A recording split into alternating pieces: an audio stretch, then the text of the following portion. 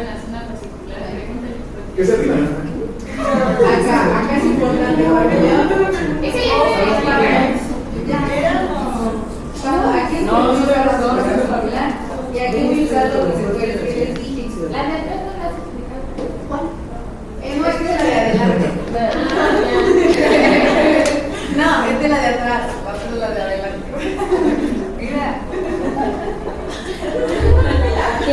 Bueno, aquí les voy a explicar que esta es una enzima que pues actúa a nivel de varios tejidos y tiene dos isoformas. Está bien el nombre largo, pero pues yo le digo la 1 y la 2, pero pues la 1 se beta hidroxiesterolinasa 2 y la, o sea, no, solo acuérdense de la 1 y la 2. La 1 ya es un pedo de ustedes. No, ya, a ver, ya, la número 2 se va a aplicar más en lo mineralocorticoide. Porque la 2 tiene el cortisol activo como tal y cuando esto trabaja inactiva el cortisol. ¿Y por qué lo va a inactivar? Es porque el cortisol se puede unir a este receptor mineralocorticoide y no queremos eso porque como tal el cortisol como se estimula cada rato por el estrés va a activar a cada rato esta ruta y pues no, como tal no debe ser porque pues si no desencadena todos los mecanismos que debería principalmente aplicar la aldosterona y el colesterol. O sea, este receptor es de la aldosterona, pero pues el colesterol también a veces lo activa.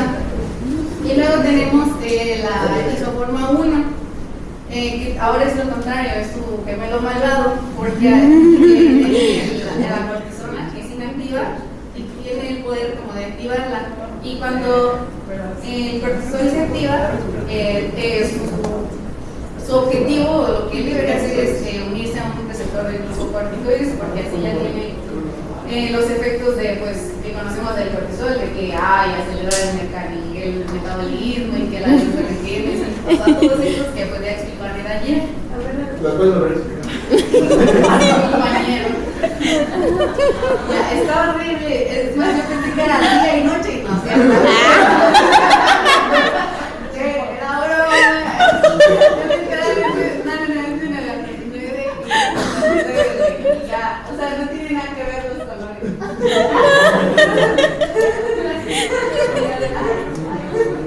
Y ya, esta, yo no sé por qué ustedes dicen que ya la vimos. Para mí es la primera vez que la veo, güey. Entonces, como tal, el capítulo se centra más en explicarme cómo este mismo sistema lo regula a una manera individual. Pero bueno, si se los explico desde el inicio, que pues también lo expliqué en el capítulo, bueno, esto es para los que son más visuales y esto es para lo auditivo, ¿ok? Así que si eres auditivo, pues mejor. Pero los que pierdes aquí vamos, ¿ok? Bueno, este sistema inicia con un estímulo para el cortisol, estamos hablando. En este caso es el estrés. A nosotros percibir el estrés ocurre un mecanismo que excita las neuronas del hipotálamo, que son las neuronas secretoras del hipotálamo. Estas van a enviar esa señal hacia el capilar primario que se encuentra en la porta, que pues eso tiene eminencia media. Ahora, estando aquí, ya se va a producir la corticolibrerina. Y como tal, esta corticolibrerina viaja por estos vasos especiales, viaja directamente hacia la de hipófisis. Que aquí, o sea, por fin, vamos a producir la ACTH, que es la hormona liberadora de corticotropina. Ahora, antes de avanzar, el capítulo menciona que aquí la ACTH está en un estado muy puro. La cadena tiene 39 aminoácidos, pero que incluso está en un estado tan puro que si la cadena tiene 24 puede tener los mismos efectos que si tuviera los 39 aminoácidos. Entonces, bueno, ya produciéndose aquí la ACTH va a viajar vía sanguínea hacia la corteza suprarrenal. Y como sabemos que el cortisol viaja, pero tiene más como esa tendencia de viajar, pero hacia la zona fascicular de la corteza suprarrenal, ¿ok? Y bueno, ya llegando a la zona fascicular, la ACTH se va a unir a los receptores, o sea, como tal no se produce directamente el cortisol, primero se unen a los receptores y estos receptores desencadenan procedimientos o respuestas intracelulares, y como tal es la activación de la adenilatoxiclasa y el AMPC cíclico. Entonces, activando esto, ahora sí ya es posible que se produzca el cortisol. Ahora, como ya les expliqué, por así decir, la vía positiva, pues vamos a seguir en esta, pero ahorita yo supe la negativa. Teniendo un cortisol, pues ahora produce todos los síntomas que ya pues, nos explicaron ayer. Aquí es pues, la gluconeogenia, el metabolismo de lípidos, de proteínas, o sea, todo eso. Y pues al tener esta compensación, por decirlo, aliviaremos el estímulo inicial, que era el estrés. O sea, el cuerpo se estresó por tal vez falta de energía, pues se libera todo este sistema. Entonces, bueno, ahora les voy a explicar qué es el objetivo del capítulo, el efecto regulador del cortisol. Que ya teniendo el cortisol producido, para poder inhibirlo, o sea, que ya tenemos la cantidad suficiente, se debe de inhibir los procesos anteriores para evitar que se esté acumulando la cantidad de cortisol, porque ya no necesitamos tanto. Entonces, en efectos inhibidores voy a inhibir alguno de los mecanismos que ya sea arriba o abajo, que en este caso primero puede inhibir la síntesis de la corticolibrerina, que se produce aquí en esa parte, y otro puede ser que reduzca la síntesis de ACTH, que se llama vasodilatación, así el mecanismo. Pues eso es más en lo que se centra el capítulo.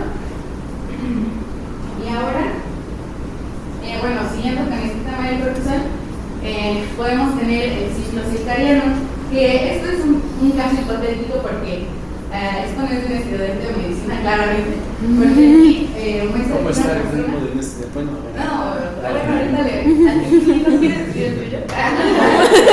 De hecho, estaría interesante. Creo que me gustaría estudiar a Leili. Bueno, este es un caso hipotético porque aquí esta persona, o sea, ahorita les explico por qué yo deduzco esto, se levanta entre 8 y 9 de la mañana y se duerme como entre 8 y 9 de la noche. O sea, pero bueno. es el reloj biológico, ¿no? Ajá, es, bueno. es el que nos permite ponernos de pie. Tal vez en un niño, o que es lo ideal porque ya los niños se duermen entre 8 y 9 de la noche. A las 9 es desvelarse. Bueno, ya, explicándoles en un caso Sano, sin hipotético. estrés, sin preocupaciones, Ajá, nada. ¿no?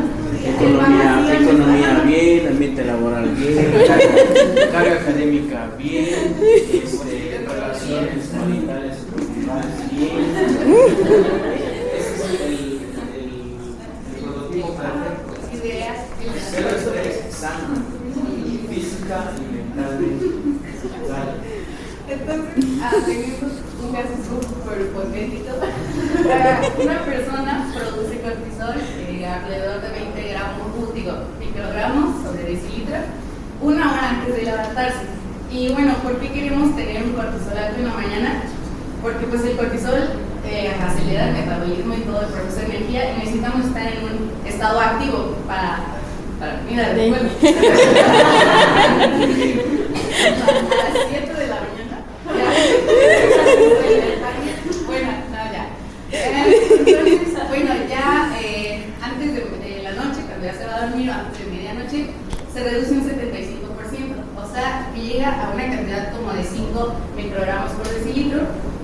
¿Y esto por qué se disminuye el cortisol?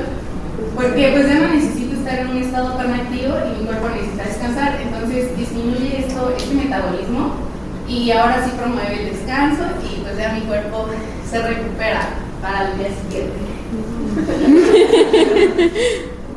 Y bueno, ahora esta parte, sí, el capítulo sí explica mucho, pero bueno, yo ya Perdón. Regresa.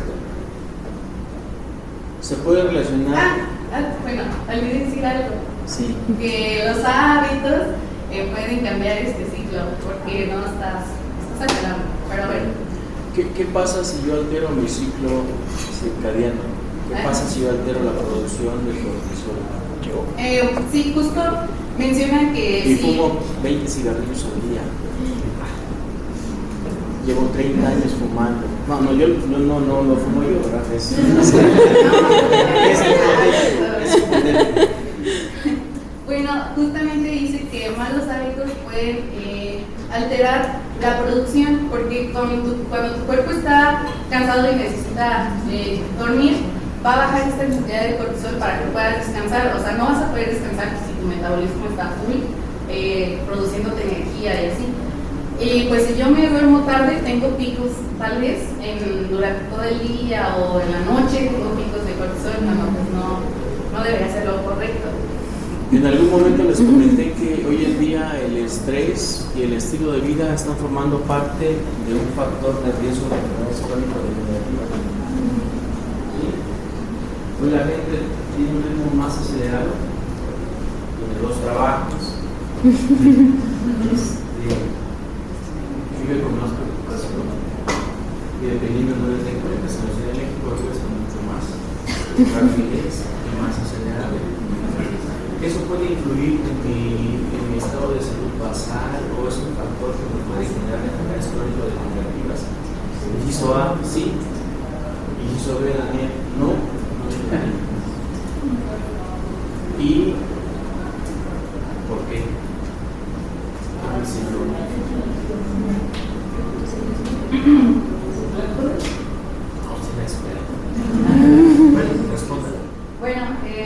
Bueno, más adelante yo también abarco un poco de esto porque al tener elevado cortisol, es que todo es relacionado a lo que ya sabemos. O sea, si tengo un metabolismo elevado, en el capítulo habla de que al tener o sea, producir demasiado, puedo incluso alterar mi corazón, porque pues absorbo mucha agua, por así decirlo, en mi hipo.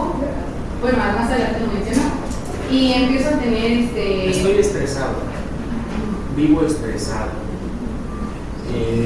estoy preocupado, no sé, hipotéticamente, me dejó mi amor, estoy en cierre de semestre, ¿sí? Llevo 40% asegurado de mi tira de materias, estoy acercándome al candado de mi carrera, estoy muy estresado. ¿Qué efectos espera encontrar en mi cuerpo fisiológicos? Hay estrés oxidativo, disminuye la síntesis de proteínas, también pueden haber mutaciones en el ADN. Al disminuir la síntesis de proteínas, ¿y entonces qué pasará con mi cuerpo? Se debilita. Voy a estar débil, ¿qué más? Voy a estar cansado, astenia. ¿Puedo adelgazar? Pero no. disminuye la glucosa, pero puede, como aumenta el depósito de ácidos grasos, puede subir de peso. A ver, otra vez. O sea, Tengo el cortisol alto, porque es respuesta al estrés. Primero, como hay mayor consumo de las... Bueno, pues, se puede disminuir la masa muscular por el consumo de los aminoácidos en el músculo, entonces disminuye la masa muscular, pero a su vez, como está habiendo una mayor movilización de los lípidos, quedan mayores ácidos grasos libres y también puede que estos se aumente en las vísceras. En las vísceras, pero no en la externa. También con el tiempo crearías un ambiente hiperglicémico. Y eso es bien importante intentar integrar eso. ¿Ahora puedo seguir participando o ya me quedo? Más Es bien interesante porque si yo estoy estresado, el cuerpo necesita más energía. Y entonces, ¿qué le hace el cortisol a los carbohidratos? Despego ácidos grasos del tejido graso para crear más energía. Se deposita en la víscera, pero no en resto del cuerpo.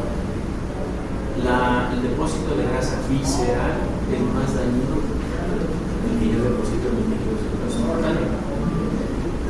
Yo esperaría que aumentara de peso, no le digo aumenta de peso, pero no, el cortisol evita que se destruya los triglicéridos para formar masas de grasas. La glucosa, las proteínas disminuyen y entonces una persona estresada, somete a un estrés constante, un mes y empieza a adelgazar. Y está operoso. Estos son de la posguardia, no sé. Yo soy feliz viéndolos a ustedes. Pero hay personas que están estresadas y empiezan a adelgazar. Y entonces les preguntas, oye, ¿estás perdiendo peso? ¿Estás a dieta? ¿Estás enamorado? ¿O tienes cáncer? Cuando estudia medicina se enfoca no tiene cáncer, no está enamorado, no, lo mejor es esposa. Y empiezo a bajar de peso. Pero es una parte por el estrés. Luego comenta algo interesante el doctor, aumentan los brazos, pasan los brazos en la sangre, por lo tanto, ¿qué? Sí, usted necesitando el seguimiento. Estamos pensando esto. Creas un ambiente hiperglucémico en el organismo. Creas un ambiente hiperglucémico, ¿qué más? ¿Por qué? Porque aumenta la resistencia de... Pues sí. Excelente. Si yo aumento más los solutos, aumento más los ácidos grasos, aumento más la glucosa, aumento más las grasas en la sangre, la resistencia al cuerpo será mayor y por lo tanto puede ser hipertenso. ¿Qué más? Bueno, igual como aumentan las catecolaminas, también puede ser la causa de la hipertensión. Y además, eso va a llevar a su vez que disminuya la producción de neurotransmisores y producción de depresión. De dopamina y serotonina. Muy bien, muy bien. Bueno, también puede haber un efecto como el que vimos con utilizar los receptores de aldosterona y puedes ganar, eso involucra también tirar mucho potasio y bueno, puedes incluso tener alteraciones cardíacas, como lo que habíamos platicado. Yo tengo más cortisol y ocupo entonces mis receptores. Esa parte de cortisona inactiva la activo a través de un receptor que se llama 11-beta, 11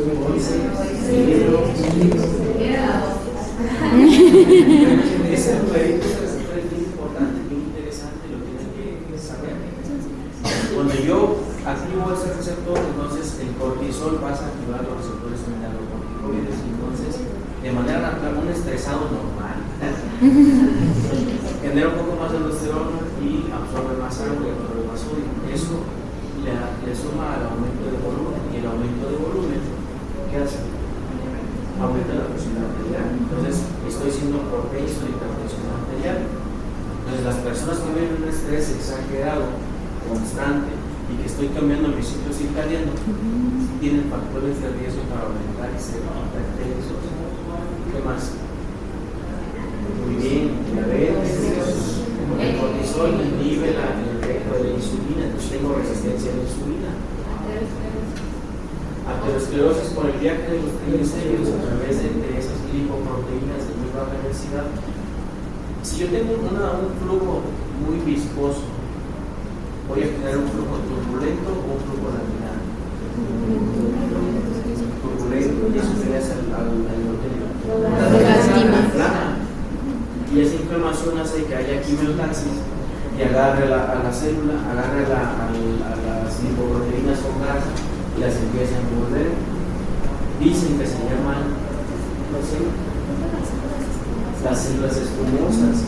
Y la inflamación que lleva factor de necrosis tumoral alfa, interleucina 1, interleucina 6, 8, 16.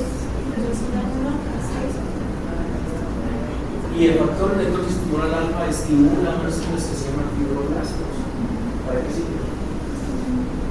Síntesis de... Son las de la cicatrización, pero en este caso envuelven a esa célula espumosa y la empiezan a internar en la capa endotelial y entonces empieza a formar placas de ateroma. Esa placa de ateroma empieza a reducir la luz en mi vaso. Si hablamos de corazón, soy propenso a cardiopatía isquémica. Entonces, automáticamente ustedes me están describiendo la fisiopatología de lo normal. Como ya saben lo normal, no se les dificulta tanto pasar a lo anormal, entonces me están describiendo una persona con síndrome metabólico. ¿Por qué es hipertenso? ¿Por qué es diabético? Porque tiene gluconesia, un hermanito de esos 5 padecimientos. ¿Cuáles son los componentes del síndrome metabólico? Dime uno, Lucía. Hipertensión, excelente, muy bien. Otro. Diabetes, muy bien. Otro.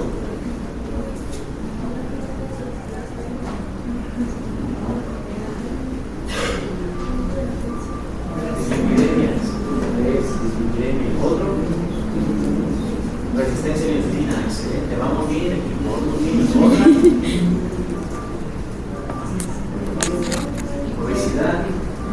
La aterosclerosis es un factor secundario. Entonces, ¿qué le puedes decir a una persona que vive estresada? No puedo mejorar eso. Disminuye la producción de cortisol. Porque esa es una persona que es prototipo perfecto y la perfección en este mundo no existe. Si yo modifico el ciclo circadiano, voy a modificar el comportamiento de la función metabólica cardiovascular y también voy a modificar mis tiempos de producción, y entonces las personas con factores de riesgo cardiovascular se infartan más en la mañana. Yo quiero haber infartado a las 2 de la tarde en estos tiempos, casi no, pero en diciembre, octubre a marzo, 5 de la mañana es la hora feliz de los infartados. ¿Por qué? Porque ¿qué hace el cortisol cuando me despierto? Me pone en estado activo. Muy bien. ¿Qué pasa con el flujo sanguíneo? Aumenta. ¿Qué pasa con las arterias periféricas? Disminuye. ¿Qué pasa con el gasto cardíaco? Aumenta. ¿Qué pasa con la actividad simpática? Aumenta. Amén. ¿Qué le hace la actividad simpática a los vasos? ¿Qué le pasa si constriño un vaso que está parcialmente ocluido? Se ocluye totalmente. No hay flujo sanguíneo. ¿Y qué pasa con ese flujo sanguíneo nulo o muy disminuido del tejido? isquemia del tejido. Isquemia duele. Sustancia P, ¿qué otros se producen en la isquemia? Y entonces el paciente dice: hice un coraje con mi suegra y me empezó a doler el pecho. Y entonces la importancia de saber la fisiología de esta hormona y todo lo que implica en el estrés. Por eso hoy en día las personas estresadas muy seguramente serán hipertensas, pero eso no duermes. Porque ahí viene la crítica, que los trabajos por ley federal de trabajo tienen derecho a 2 periodos vacacionales a producto de allí. Si tienes más de 20 años, tienes 3 periodos vacacionales a producto de allí. Tú vas a una empresa o a una institución formalmente consolidada y a fuerzas te mandan a descansar. De hecho, se firman contratos de ¿cómo le llaman? Cuando no empatan empleos. Porque ellos tienen que garantizar que sus trabajadores estén sanos. Porque todo ese estrés que se está consumiendo dependiendo de las actividades que hagan, cuando dices te vas de vacaciones, y vacaciones significa te vas a descansar, aíslate, vete a la playa, vete al lugar donde haya señal telefónica, vete al lugar donde estés conectado con el mundo y desintoxica. Tristemente en el mundo actual no se puede. Hay otras maneras de poder resolver ya, y de esto yo creo que lo que sí todos tenemos acceso, que se puede tener el pretexto, se llama ejercicio.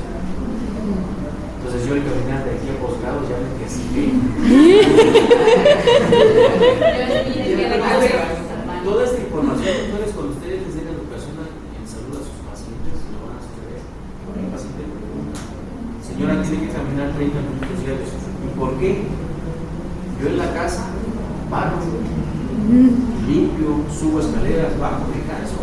¿Para eso es ejercicio? Pues no, eso no es ejercicio. Señor, tiene que caminar 2 Doctor, pero es que mi trabajo consiste en andar caminando todo el tiempo. Sí, pero eso no es ejercicio. Y si no, ustedes, la mayoría han practicado el martes, se sienten estresados. Vayan y corran 30 minutos. Vayan y hagan ejercicio y me dicen cómo se sienten. Más liberados. Si los estresados del doctor Frank se sienten más tranquilos. El ejercicio es muy sano. Tiene que ver con esto y es importante que sepan a qué hora se produce y a qué hora deja de producirse. Porque cuando llego aquí, entonces me siento cansado, empiezo a trabajar, el parasimpático empieza a subir, el sistema metabólico empieza a bajar, no necesita más energía. Pero resulta que aquí estás viendo Pokémon. Eres organizada con tu vida, eres organizado con tu vida. 30 minutos, pero 30 minutos hay que darle espacio a Instagram, a Facebook, y luego hay que revisar los mensajes, y el scroll infinito. Toda esa luz que ustedes están produciendo, que lo está captando su nervio óptico, está mandando señales, y entonces no deja y le dice, ¿sabes qué, viejo? No estamos descansando. Y se las pongo más fácil. Bueno, ya, igual a todo. Es más, el teléfono lo voy a dejar a un metro y en silencio, no lo veo. Pero estoy pensando todo el tiempo y entonces me acuesto. Pero estoy pensando. El sueño es algo subconsciente. Casi pierdes la conciencia en las primeras 2 horas. Es cuando sueñas y cuando despierto lo que se va a ahogar. Caes tan flácido que los músculos se relajan tanto que la lengua se va hacia atrás y pega con tu paladar blando y empiezas a jugar. ¿Sí? Caes tan cansado, pero ¿qué crees que caes tan cansado pero te duermes pensando? ¿No está pasando que van caminando y van recitando la clase? No, si es de medicina, vas caminando y vas pensando. Eso, y entonces te acuestas y te duermes pensando. ¿Ustedes creen que esto se va a disminuir? No, porque tu cerebro sigue consumiendo energía. Y entonces ahí se las pongo que hay gente que se despierta asustado y dice, me voy a morir porque está cayendo el estómago electro, taquicardias suprarrenticulares. Y entonces dormidos pueden formar émbolos. Entonces la moraleja es que cuando ustedes salgan de la escuela y tengan bien organizados sus horarios, cuando se dediquen a descansar, descansen. Y descansar significa despejarse, hacer un lado todo y descansar. Si se van a divertir, diviértanse. Yo por eso salía a las fiestas a mis amigos de la facultad de medicina. Llegabas, ¿te tomas una? No. Pero le decía a mi otro amigo, oye, pero me agarras la mano porque con una me empiezo a ponerme bonito. Me empiezo. Porque no conoce los límites, ¿no? Pero apenas empiezas y ¿qué crees? Le contesté a Frank y el examen me hizo los mandados. ¿Sabes? Que la clase está. Me empiezan a hablar de medicina y soy, me vengo a divertir y tú empiezas a hablar de medicina.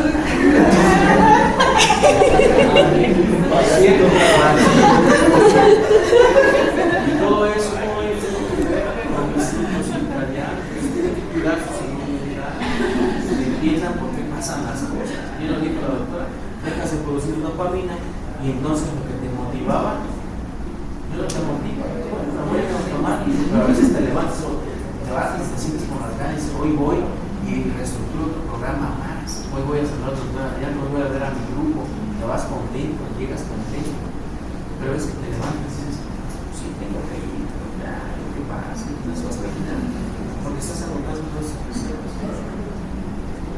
Siempre pongo esta clase para decirles que tienen que cuidar esa parte. Si se van a dormir, guárdense. Next.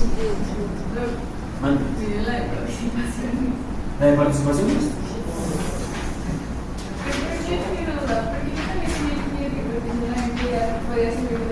Porque dicen que, o sea, que si yo profesor hacen que se tenga la gran metodología de trabajo. Sí. Entonces también, o sea, Hay otra explicación fisiológica. Si ustedes recuerdan cuando vieron el sistema nervioso central, hay unos neurotransmisores que tienen que ver con la enzima. y el sistema cannabinoide. El sistema cannabinoide me sirve para poder estimular el apetito. Y entonces cuando tú fumas, se te va el aire, porque el tabaco inhibe el sistema cannabinoide y el tabaco inhibe estos centros del apetito.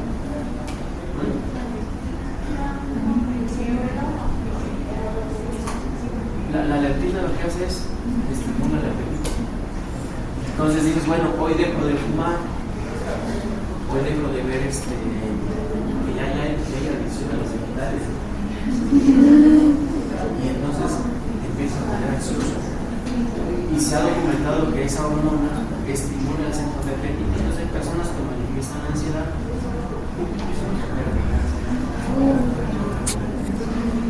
Pero eso es un tema del sistema nervioso central y fisiología 1. Entonces es muy interesante toda esta historia de choque. Next. Sí, bueno, es justo esta parte pues del inicio de mi instituto, pero pues ya ahora sí ya comprendí, ya se lo voy a explicar mejor. Cuando antes de producirse la ACTH, que pues, se producía en la hipófisis,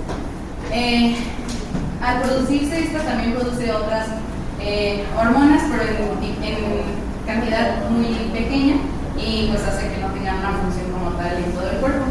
Pero ahora, ¿por qué produce estas otras hormonas? Si no, yo no le pedí que produciera esas, ¿verdad? Para mí esto es como decir su origen embrionario o así. Porque antes de la CTH existió otra cosa. Bueno, existió como tal la propiomelanocortina, también abreviada como POMSE.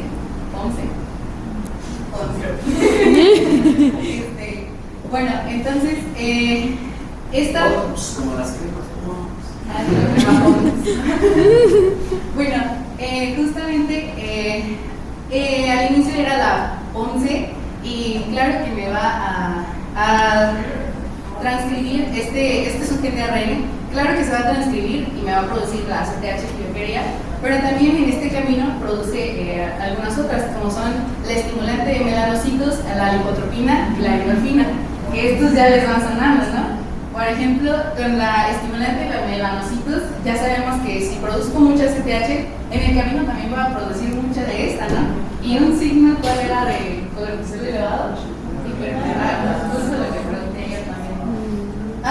Y bueno, esto como tal, esta imagen ya me explica por qué o cómo puedo relacionar todos los síntomas que después se producen cuando se produce un exceso de cortisol, porque como sabemos, la ACTH es un paso antes del cortisol.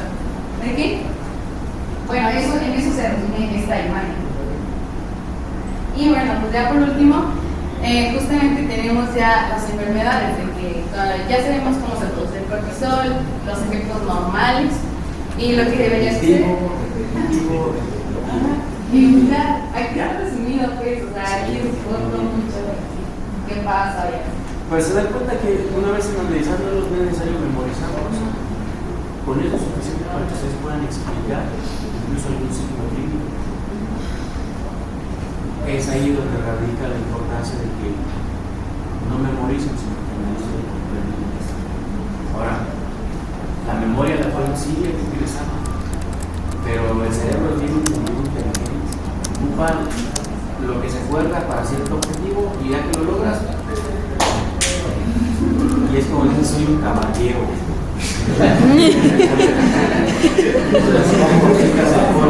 No les crean. Es el confort del sistema nervioso central. ¿Vale? ¿Dudas, preguntas, comentarios? ¿No? ¿Todo bien? Sí, pues también los tratamientos, hasta cuando los leí yo dije, es veneno mata de vivir.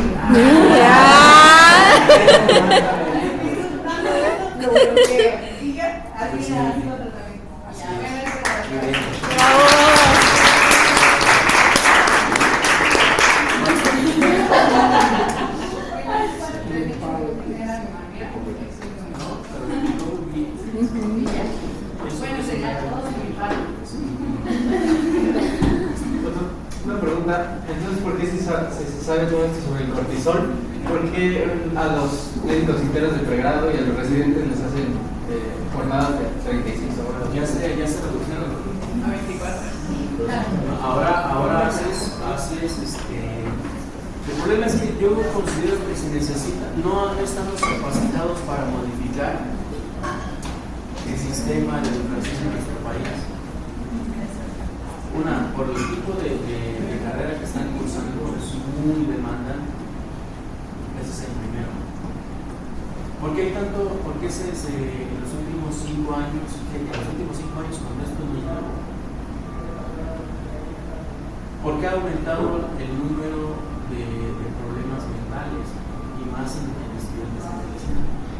El estrés a los que ustedes se someten no es un estrés común y corriente, como el estrés del estudiante, y con todo respeto, no del estudiante de licenciatura, pero con el estrés del estudiante de Bellas Artes, con el estrés de psicología, con el estrés de cada quien tiene su cierta exigencia, pero ustedes, aparte de la exigencia, es el plus de vas a tener seres humanos. No te puedes equivocar. El error en nosotros es como los porteros, se nota. El error con el fútbol de los delanteros no pasa nada a la siguiente, pero en nosotros no. Entonces, no, las jornadas largas sí repercuten. Y hoy actualmente ya se ha girado un oficio, primero fue como local, de instituciones, y ahora hay un oficio nacional en donde el estudiante de pregrado y posgrado tiene que hacer jornadas de cada 4 días, una jornada clínica más la complementaria que se llama guardia. El problema es que los programas educativos de pregrado, en esta parte tienes que cumplir ciertas horas a la semana, me parece que son 80 horas a la semana. Sí se puede reducir, pero implica reducir todo el sistema académico a nivel nacional. Entonces, aquí el problema radica y es un tema muy debatible. Si ustedes me preguntaran, oiga doctores, yo hice que saque sí, y a mí me tocaron todavía las famosas guardias complementarias, ¿te quedas? No tu paciente, no te preocupes, te quedas hasta que no orinar. O no pasó el quirófano, no te preocupes. El siguiente turno que llega el cirujano lo convences a que te dé tu paciente. Oiga, pero son las 4, ya tiene usted los 4. Por eso, pero aquí hay un sentido de responsabilidad. Si nos vamos a una parte muy dolorosa, no me moría, y eso. Pero los tiempos cambian, y la resiliencia también va cambiando. Aquí lo importante es que ustedes se adapten al cambio, que sepan solventar, porque al final de cuentas todo el tiempo se están enfrentando a frustración, todo el tiempo están sobresaltos. Por eso les decía hace rato, tienen que fragmentar sus actividades, y esa escuela. Si se van a divertir, pues diviértanse, pero no hablen de medicina. Entonces, se está intentando trabajar en eso, pero sí. Y aquí la otra es el perfil. Si yo quiero ser cirujano, tengo que cumplir cierto perfil en actitudes, habilidades. Pero luego tenemos gente que quería ser cirujano, termina estudiando medicina interna, o viceversa. Una mascota en una parte clínica de un compañero que muy sorprendente, único en su especie, y aparte son todo el mundo dice, no, pues es un internista de alta gama. Como le fue muy bien antes del examen nacional, era por bloques, por cada bloque tienes derecho a pedir 2 especialidades. Y de las especialidades más caras académicamente hasta el momento, pues es las quirúrgicas, ¿no? Oftalmo, otorrino son las más caras, son promedios muy altos. Pero ¿quién me garantiza que un 10 realmente es que lo va a solventar en la práctica? Es que entra cirugía, y de cirugía aplica a neurocirugía, diagnósticos precisos, abordajes y protocolos diagnósticos, y el problema con él era